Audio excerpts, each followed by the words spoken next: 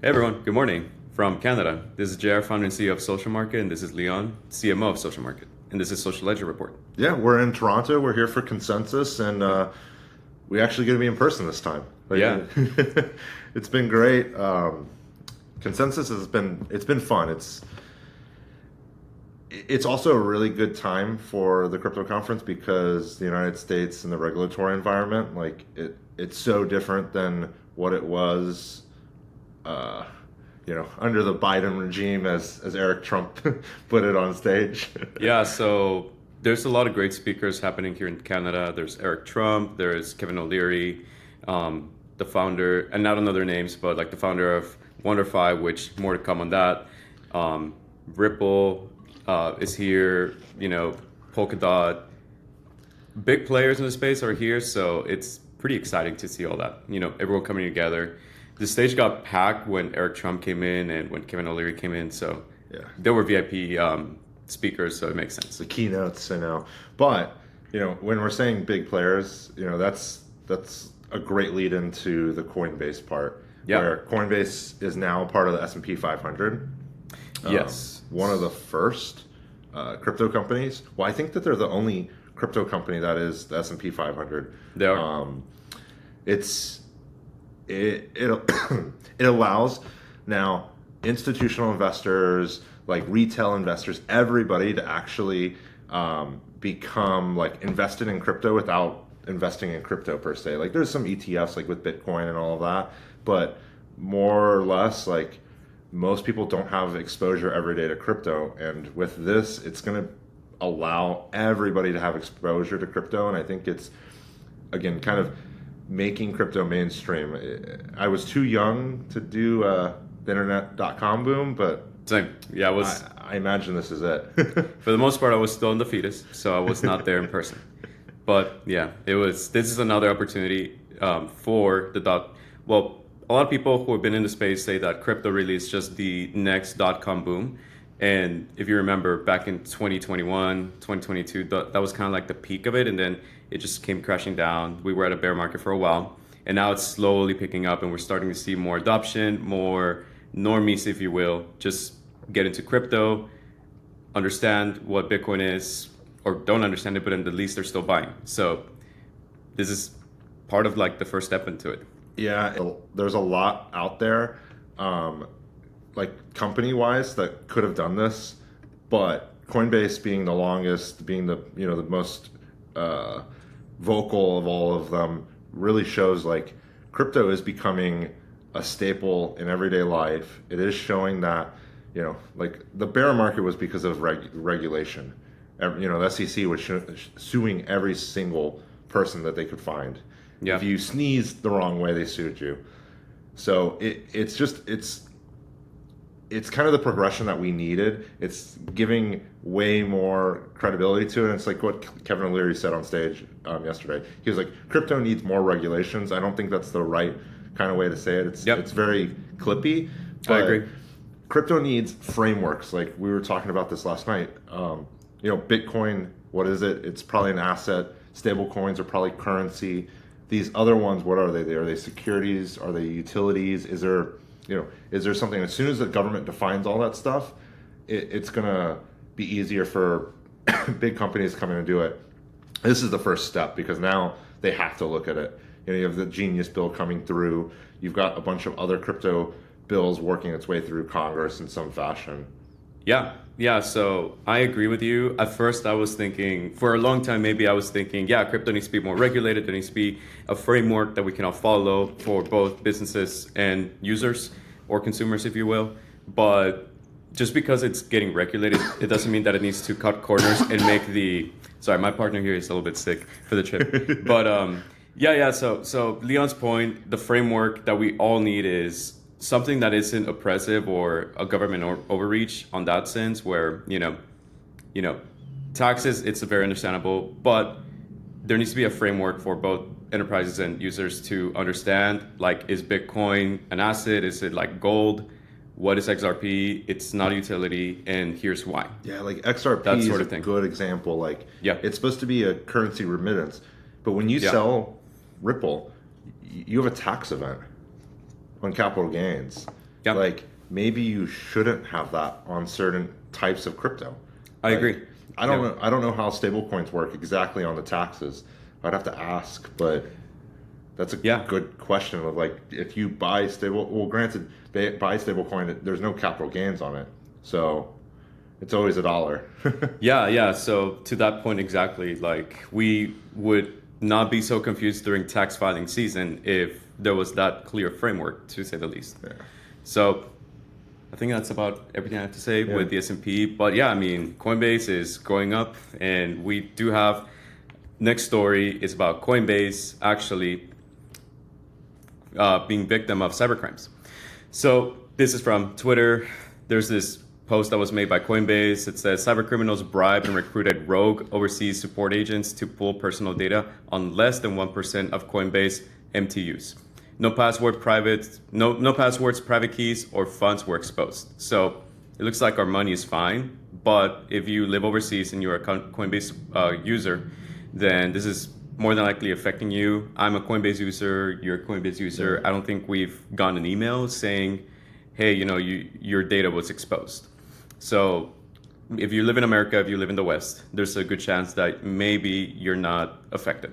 Yeah, and I think the important part here that they said is they're going to reimburse impacted customers because I think it was a phishing kind of scam. Yeah. And that data. Okay, so there's this post from Brian where he kind of just openly talks about like the situation. I'm going to play it real quick. It's going to be double the speed. Hey everyone, I want to make you aware of a disturbing email that we received recently at Coinbase. It was a ransom note demanding $20 million in Bitcoin in exchange for these attackers not releasing some information they claim to have obtained on our customers. Now, we like to do things transparently here at Coinbase, and so I'm going to respond publicly to these attackers by saying, no, we are not going to pay your ransom. In fact, I have a few next steps in mind I'm going to share at the end of this video. Yeah. But for the rest of you watching, wondering what happened, we did an investigation here, and these attackers have been approaching our overseas customer support agents, looking for a weak link, someone who would accept a bribe in exchange for sharing some customer information with them.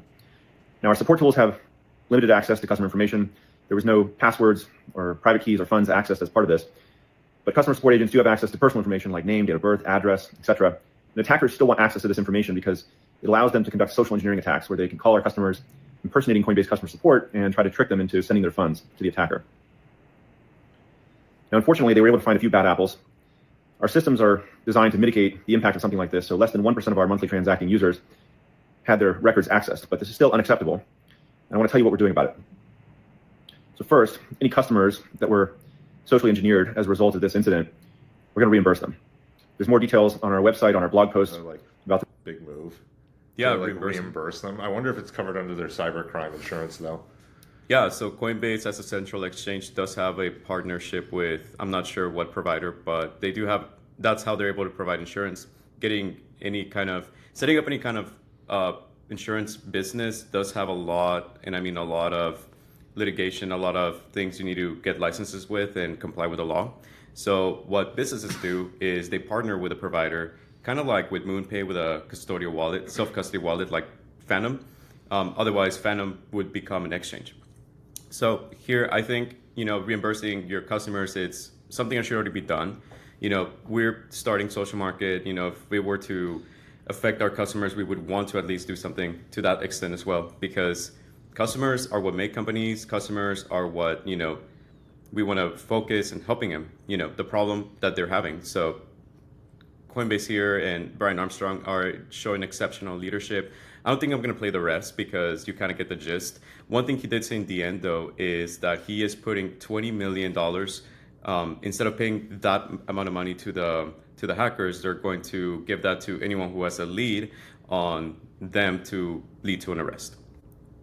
Yeah, so here, if we look at the comments, everyone pretty much, you can read these comments on your own if you want, but a lot of them are, just talking. Well, there's this meme, but I'll get to it in a moment. Everyone is praising him. We're seeing a little bit of mixed feelings, a little bit here and there for the most part. So for in this post, for example, amazing offer. Coinbase gets cheap labor and you get kidnapped. So that's kind of like the biggest issue that we're seeing, that in France this week, which, somebody was getting kidnapped because we're not going to cover it because it's not as a big story. Well, it kind of is, but we have all the big stories we want to talk about. So since people were getting kidnapped in France, now that's an existing fear that people have, especially overseas. It's more common overseas than I think it's in America, especially happening in bright daylight. Yeah, also the problem that I have with the cheap labor is even if it was America, the person, somebody would have been social engineered, somebody would have taken a bribe and still done it. Like, I like the meme, but also I don't think, like, humans are fallible no matter where they are in the world. Yeah, they are. I mean, people are people, and lives are precious. So Coinbase released this statement on their blog personal site, talking about the extortion, talking about everything. So we're going to leave that link in the description as well. You can read more of it on your own. Now, this is everything we're going to share, but we were looking on Twitter more, trying to learn, hey, what's happening really? Is there anything new that's coming out in regards to this hack? So famous influencer on the crypto space, Wendy O, she said that, hey, this hack is a lot worse than what was reported initially. They knew what the right path was, but chose to profit over their loyal customers. Typical of corporate America, but it doesn't make it right. So that's a very polarizing comment. So I had to dive in deeper. And Ariel Jivner, I think that's how you pronounce her name. She's a Web3 lawyer, which you don't see a lot of those in the space, but I guess slowly you're starting to. So she did a thorough investigation. The SEC actually did come out with some of these some of these things I'm about to show you was actually filed with the SEC, and I'll put her whole thread here on the description as well for you to read. But people are terrified. If we look at this post that was probably sent from Telegram. Hey Ariel, I was notified this morning that I was in the 1% of the Coinbase data. It is my on and off ramp, my license, my home address, bank info, amongst other things were leaked. I'm afraid that I or my kids will become a target. Is there anything I can do here? So, I mean, that's as the comment says. Ariel responds. You can read that on your own if you'd like. And here you can see kind of everything. So what I want to highlight real quick here as a last closing point is banks are required to file any hacking of any clientele information within 36 hours. For businesses in America, it's 60 days. So there's that window. And one comment that someone said was, hey, where should crypto fall on this hand? Because it kind of mixes between crypto, like money, and business. So we're kind of still early with that, and this is part of like the demand that we need for, regulatory frameworks that can help both businesses and consumers be protected, because this is why everyone's losing their money and information. Yeah, I think the comment of like, they put profits over people is just polarizing, because I think Coinbase did everything right. Like in the end, like, they disclosed it, like, we started talking about it. It's, they found out the 11th, and then they said something yesterday. So from the 11th to the 15th. Yeah, so this was reported to be out on the 11th, and then just yesterday, the 15th, as of recording of this video, it's Friday. So on Thursday, that's where Brian Armstrong came out, Coinbase came out about it, the leak. Yeah, but I feel like that's a fair timeline. Like, you have to investigate, you have to figure out who it is, you have to notify the FBI, you have to, do all of that. Like, if they had that, like, I do think that it shouldn't be 60 days. I think it should be less, in general. Yep. But I think Coinbase timeline is fair. Like, if they would have told us 36 hours after, like most banks have to, I bet you they would have just said, hey, we had a breach and some customers are impacted. They wouldn't have known everything by then. Like, they might have said 1% in there, and then, the same thing would have happened. It would have just trickled out over time. But I think they did the right moves. Like, it's the right thing. Maybe putting a bounty on who the actual people are is a little antagonizing for them. But no, I get it. But I understand the fears and worries. Anybody in Europe, anybody really could be a victim of kidnapping. Like, if these folks have crypto and there's a large sum, anywhere they're traveling, like, they could become a target. Even in America, like, it's possible. We just don't see it as often. Like, I don't know. Oh, well, you know what? There was that streamer. What was that streamer that her house got broken into for the crypto? Oh, Amaranth. But that was like a couple of months ago. But yeah, Amaranth. It does happen. Like, even she's American, right? She is from where we're from. She's from Yeah. Texas. Okay. So So but like she's from it Houston. can happen anywhere. Yep. I just think the American's less common so far. But I get their worries. I don't know what Coinbase could have done instead. Like there's no good answer to that. Yeah, there really isn't. There's only speculation. I think the very polarizing comment that Wendy made is justified. That was my initial thought as well. But when I read more through it, I heard Leon's thoughts. I became more, centrist on the thought where it's like, okay, well, I can see both sides. I can understand where they're coming from. We're business as well. We're trying to create one at least. So we would do everything we can and try to be as open with our customers as we could. And they're reimbursing people. Like, yeah. It's not putting them profits. Like, the only other next thing they could have done is, give them like a identity theft insurance. Like that's the only thing. But, they can't, they're not going to spend money, securing every single person, 1% of, users. That's still a large number. So I just always kind of see it from the business perspective because that's where I operate all the time. Yeah. Of like, I get it. And then there's definitely businesses that don't handle things right. And I'm like, oh, fuck them. Yeah, I agree. So Coinbase, I think they're doing decent for now. So let's see what happens. Maybe we'll have more updates next week. Great. So that's pretty much it for Coinbase. The next topic we'll be talking about is Robinhood taking over or acquisitioning Wonderfly here in Canada. Yes. So Robinhood, American, they do crypto. They do also they do crypto. They do stocks. So both of those, they have option trading, everything. Wonderfly is a Canadian crypto trading platform, and it looks like instead of Robinhood just opening up access to the Canadian market, they just did an acqui-hire acquisition regulation push to get into this. And the Wonderfly CEO was on stage yesterday talking about it. It's obviously, a great thing for him and the business, but also it's going to give Robinhood, a really big push into Canada. And Canada's got a lot of opportunity for the crypto space to become hot, kind of like it is becoming in America. That thing that everyone's talking about is that Canada and these other countries, all over the world, like even Europe, is worried about crypto while the United States is leaning hard into it. If more countries lean into it, it's going to benefit everybody in the world. I agree. I'm trying to look right now in the app. What was the event that I forgot his name, but the CEO of Wonderfly. I can't remember his name. He was on main stage in Consensus, and I was there. But it was him and two other people. One who was doing the interview and the CEO himself. Yeah, so he had actually a big week this week because his daughter turned 1 year old, and now the company got acquisition. So he's having a crazy hell of a week, which good for him. I think that's the dream most of us founders want to be in some point. So very, very excited for Robinhood, very excited for Wonderfly on that regard. Yeah. Now I think the important part is crypto in Canada is going to have a lot of financial backing. There's going to be a lot of noise for it. There's a new prime minister that seems much more friendly to crypto. And I think the big push is going to be getting more countries all over the world to really adopt crypto in a strong way. Yeah, so the founder and CEO is Dean Skirka.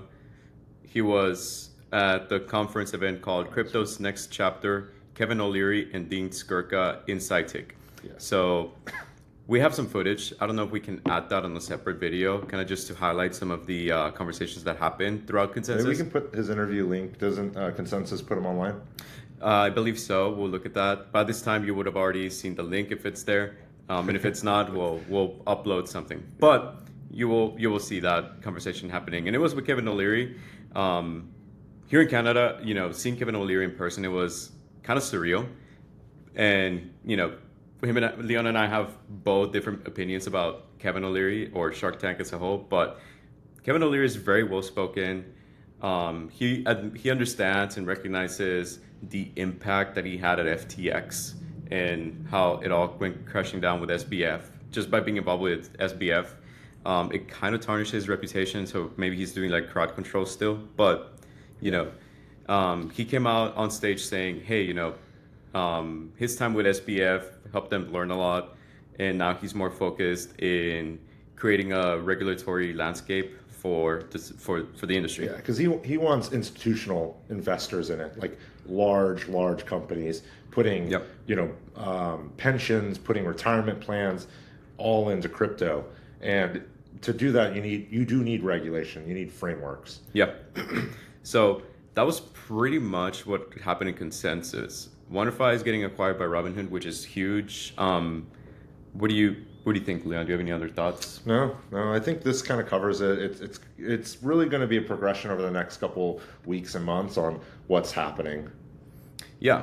So one more thing we'll talk about is, and I probably should have done this a little bit sooner. So Coinbase, a lot has happened for Coinbase in the last week. So maybe at the beginning of the week, roughly Mondays, when it was first announced that, hey, yeah, it's going to be in the S&P 500, it's going to be in everyone's 401ks. And it went right up to it was at 200, and then it went all the way up to the 220s, 230s, very top being 260s. I think that was the top this week. And then just yesterday, the 15th, it came out that it was, hacked. So the asset went down a little bit. It's now 245. Well, it was for a couple of hours throughout the day for the most part. And then just today, Friday, Eastern time, 10:21 a.m., it's back almost at the all-time high. So polarizing thoughts almost throughout the week, mostly bullish, but pretty excited to see this all happening, all this coming down. Yeah, so that's as far as the stories go. We do have one last one, and it's when MoonPay acquisitioning, well, I'm sorry, we're talking about acquisitions, but no, MoonPay actually partners with MasterCard. So yeah, so MasterCard teams up with MoonPay to launch global stablecoin card. So what this means is anyone who has a debit card or even a credit card could potentially be using, stablecoins. So the crypto industry is just adopting stablecoins across the board. We've been talking about it for weeks now about stablecoins just because there seems to be something new coming out. So stablecoins, again, are here to stay. A lot of people in Canada are also talking about it.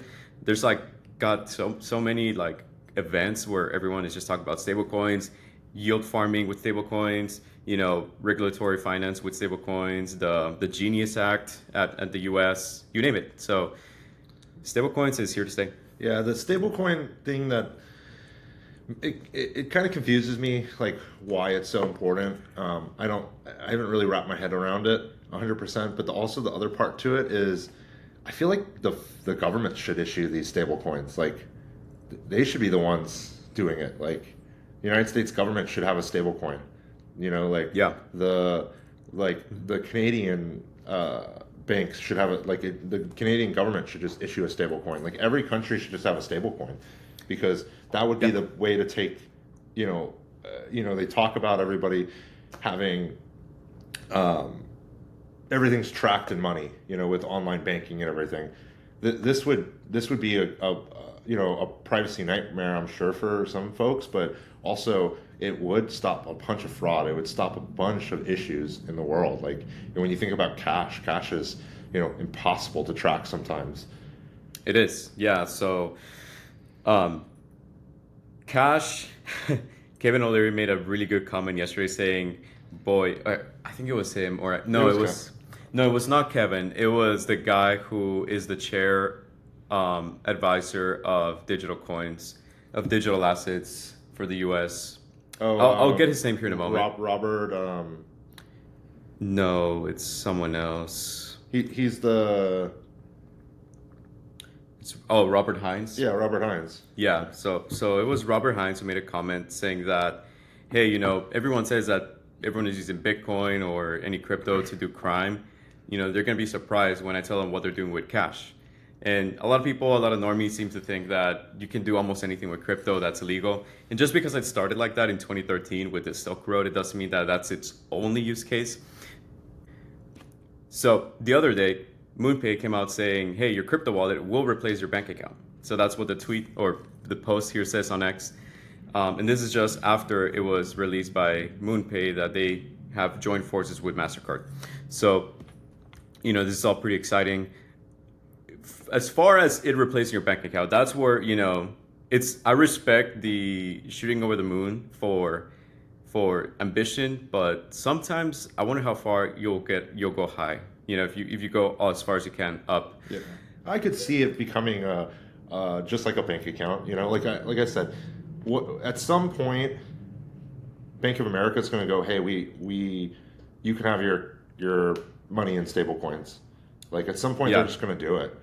Like, you know, it's not going to stop MoonPay. It's not going to stop all these other ones. It's just going to be kind of like a new class of bank, just like neobanks are really big. It's going to be like, oh, hey, there's my crypto bank, and they're going to become just like that. At some point, Coinbase is going to do the same. MoonPay is they're all going to move towards, hey, you're going to want to spend your crypto, because the more that people are spending it and using it in everyday life, it's going to be good for crypto in the end. Yeah. Listen, I'm not in crypto. Well, I got in crypto back in 2018, very lightly. And then in 2020, I just deep dived into it to what it is now. But I think that crypto as a whole, like the reason why we should not disregard it, the reason why we should keep an eye on it and maybe even participate to innovate the space is because it just makes money much better. You know, look at Coinbase's, you know, advertising, look at what their messaging is. They're always talking about, hey, let's improve the financial system. Let's make it, you know, faster, more convenient, less expensive when moving around between, you know, any proximity from offshore to within shore, you name it. So it's not impossible. I don't think it's crazy to say that at one point we're going to be using crypto wallets as our bank accounts. Right now, though, it's going to be hard to get to that point unless we get any regulatory framework. So until that happens, it is very likely that we're going to start to see proxy, almost like integrations where you can get your what is it called? Like your direct income, your deposit from your 401 job, your W-2 jobs, your payroll. Thank you. Your payroll is going to be converted into crypto. There's already some companies, especially here in Consensus, where they're talking about, you know, converting your payroll from US dollars to stablecoins. Or a number of people have done it. The football player, I forget his name. I think he's on the Miami Dolphins. He took it. There was a basketball player that did it. You know, the mayor of Miami did it. More and more people are doing it, and a lot of people look at them crazy. But then also, when you know you're taking your payroll in there and you've kept some of it in Bitcoin, and all of a sudden it's at 104K, it's like maybe you're not the dumb one. Yeah, I agree. I mean, at the end of the day, Bitcoin and crypto have come a long way. You know, I still remember the days where Bitcoin was. I was first introduced to Bitcoin back in 2014 with one of my high school friends. He had like a couple. I don't know. That guy's probably rich right now. I haven't talked to him in a while, but you know, he had some Bitcoin, and it was worth like dollars. I remember, or a couple $100 at 2013. Anyways, so now it's like over 100,000. So it's got like, nobody thought it could be done. Yeah, and maybe that's I mean, even before it became to 100,000. I think it was in 2021 where people were subtly transitioning. There was this mass influx with crypto adoption. So at the end of the day, we wouldn't be here if people just didn't care. But this is just like any trend. You have evangelists, almost niche crowds, accepting a technology, accepting, you know, a new change, and then over time you're going to see an influx of everyone, and then in the end we're going to see normies or maybe older generation starting to get into it because it's the new norm, it's the new convenience. This usually takes like decades even. So all this to say, you know, it wouldn't be insane to see crypto wallets becoming our new bank accounts. Yeah. Maybe in the near distant future, but not right away. So I think that's about it. Do you have any other thoughts, Leon, as far as today's episode? No. We're at Consensus. We're having fun, and I think we're going to do some content down in Consensus today. So be on the lookout for it. Yeah, more to come. Follow our socials. Subscribe to the channel if you want to stay up to date. Like this video. Share it around. And I think that's it for now. So thanks, everyone, for watching. Have a good one.